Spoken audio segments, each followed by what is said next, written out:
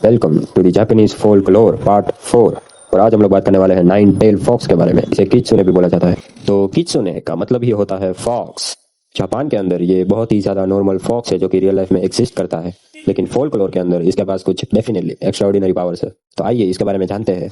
सबसे ज्यादा इंपॉर्टेंट है इसकी टेल्स। कित्सुने की 1 से 9 टेल्स हो सकती है और यही इसकी पावर का मेजरमेंट है। एक टेल का मतलब यंग, नई और बहुत ही ज्यादा कम पावरफुल। वहीं जितनी ज्यादा टेल्स होगी उतना ही ज्यादा इसकी पावर बढ़ती है और उतनी ही ज्यादा इसकी नॉलेज भी बढ़ती है। 9 टेल्स जो कि इसका हाईएस्ट लेवल है, इसको क्यूबिनो कित्सुने भी बोला जाता है। ये बेसिकली 9 टेल फॉक्स। तुम लोगों ने इसको नारुतो के अंदर भी देखा होगा, क्यूबी फॉर्म के अंदर। 9 टेल्स वाले कित्सुने इतनी ज्यादा पावरफुल होती है कि वो हेवन की लाइट को इमिट करती है। ये बेसिकली गॉड लेवल बीइंग ही बन चुकी है। और ये टेल्स आखिरकार लंबी कैसे होती है? टाइम के साथ। जितना ज्यादा कित्सुने जीती है उतना ही ज्यादा उसको नॉलेज मिलती है और उतना ही ज्यादा वो पावरफुल बनती है, जिसकी वजह से जो टेल्स है वो बहुत ही ज्यादा बड़ी हो जाती है। लेकिन इससे भी ज्यादा खतरनाक चीज है कित्सुने की पावर्स। इसके अंदर सबसे पहली पावर आती है वो है शेप शिफ्टिंग। कित्सुने भी तानुकी की तरह शेप शिफ्टिंग कर लेती है, लेकिन बहुत ही ज्यादा कन्विंसिंगली। ये एक ब्यूटीफुल औरत का रूप ले लेती है जो कि किसी से भी ये पहचानी नहीं जा सकती है, जिसकी मैं आगे भी बात करने वाला हूँ स्टोरी के थ्रू।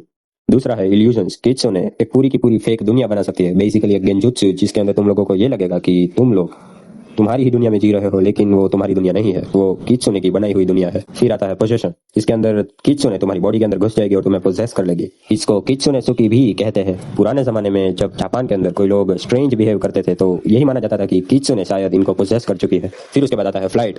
जो पावरफुल कित्सुने होती है उन्हीं के पास ये फ्लाइट वाली एबिलिटी होती है। फिर उसके बाद आता है फ्यूचर देखना। कुछ पावरफुल कित्सुने लिटरली फ्यूचर प्रिडिक्ट कर सकती है, लेकिन इससे भी ज्यादा स्ट्रेंज जो चीज है वो है इसकी पर्सनैलिटी।